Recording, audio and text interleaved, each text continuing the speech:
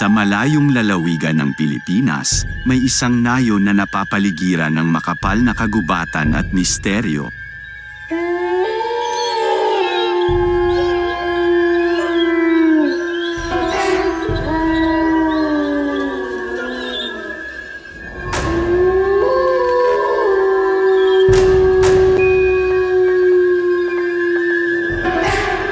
Ang mga tao rito ay namumuhay ng payapa.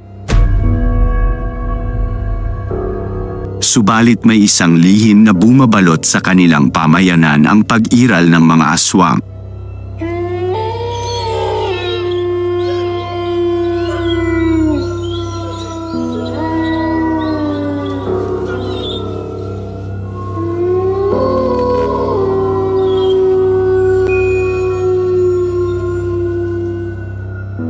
Ang aswang ay isang nilalang sa mitolohiya ng Pilipinas na kilala sa kanilang kakayahang magpalat anyo at kumain ng tao.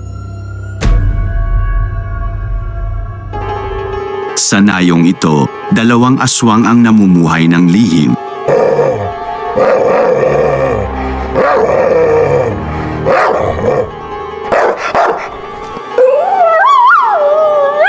Si Alonsina, isang babaeng aswang na nagkukunwaring isang magandang dalaga.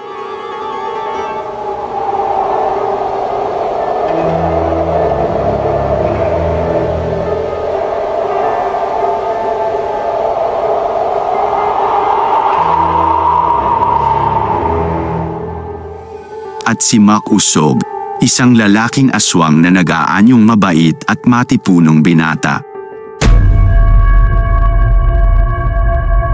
Hindi alam ng bawat isa na sila pareho ay aswang.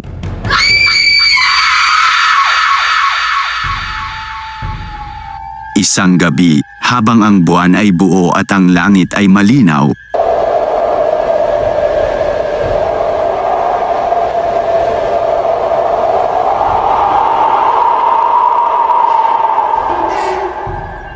nagtagpo ang landas ni Alonsina at Mac Usog sa kagubatan.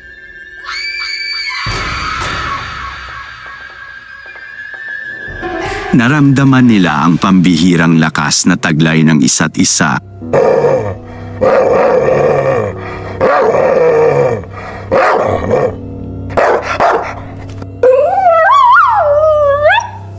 At dito nila natuklasan ang kanilang tunay na pagkakakilanlan.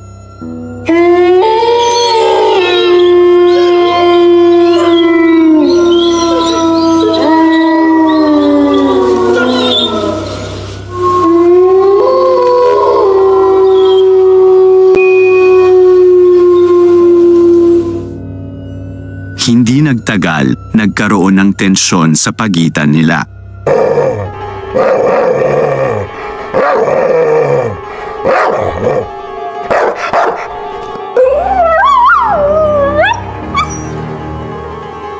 Ang bawat isa ay nais na maging pinakamakapangyarihang aswang sa nayon. Naghamon sila ng isang labanan.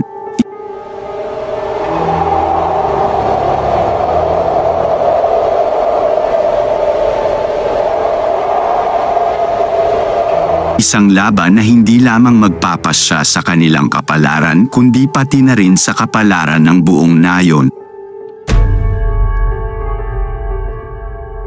Nagtipon ang mga tao sa nayon.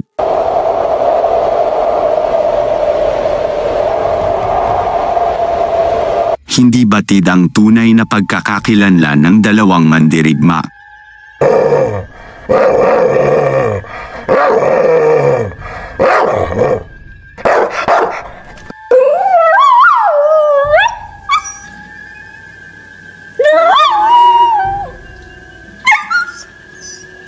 Nagsimula ang labanan sa ilalim ng buwan.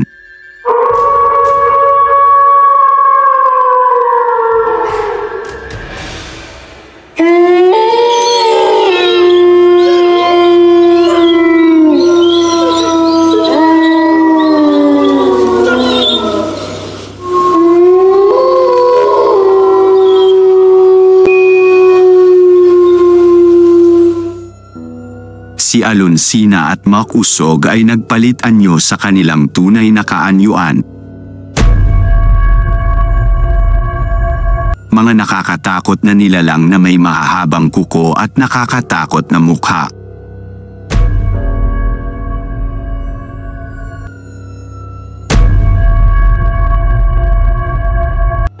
Unang umatake si Mac Usog.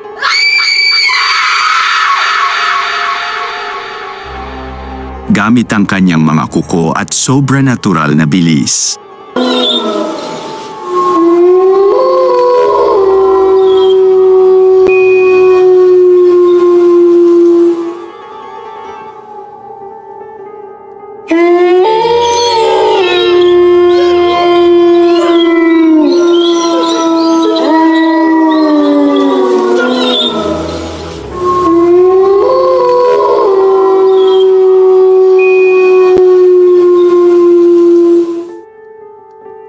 Si Alonsina naman ay gumamit ng kanyang matatalim na ngipin at mahika para ipagtanggol ang kanyang sarili.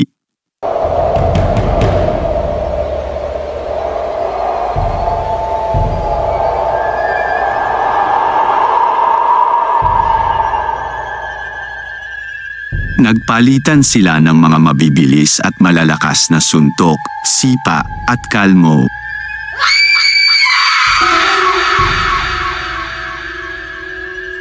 Ang kanilang labanan ay umuga sa lupa at nagpabago sa ihip ng hangin.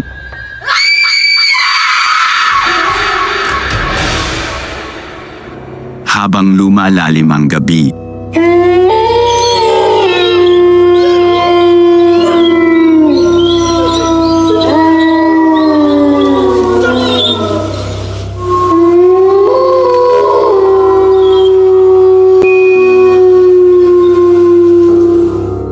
pareho silang nagpakita ng hindi kapani-paniwalang lakas at taktika.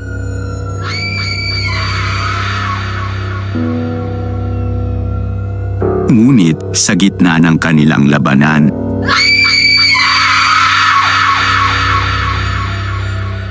isang hindi inaasahang pangyayari ang naganap.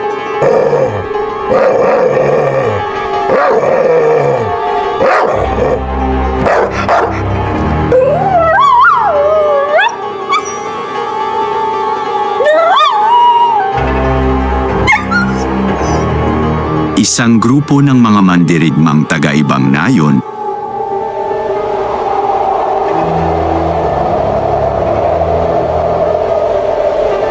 na matagal nang nagnanais sakupin ang kanilang lupain ay sumalakay. Nakita ni Alonsina at Mac Usog ang panganib na dala ng mga dayuhang mandirigma sa kanilang nayon.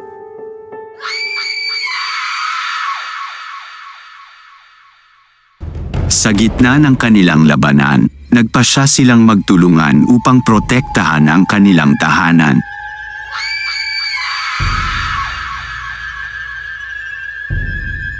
Nagpakita sila ng hindi kapani-paniwalang lakas at pagkakaisa.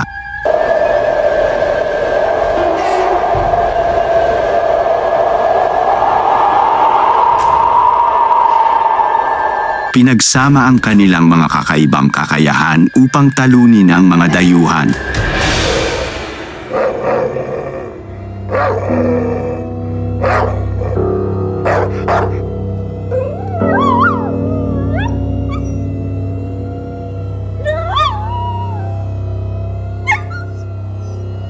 Ang kanilang labanan ay hindi lamang laban para sa kapangyarihan, kundi isang laban para sa proteksyon ng kanilang nayon.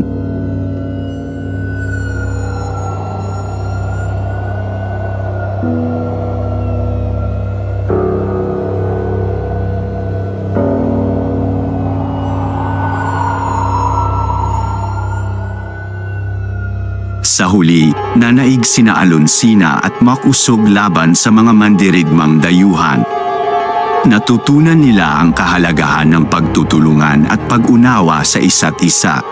Bagamat pareho silang aswang, napatunayan nila na ang tunay na lakas ay nasa pagkakaisa at pagmamahal sa kanilang tahanan. Ang kwentong ito ng aswang laban sa aswang ay naging isang alamat sa nayon, isang paalala na ang tunay na lakas ay hindi lamang nasa pisikal na kapangyarihan, kundi nasa kakayahang magbago at magmahal para sa kabutihan ng lahat. Alright, marami salamat sa sumubaybay sa amin. See you next upload.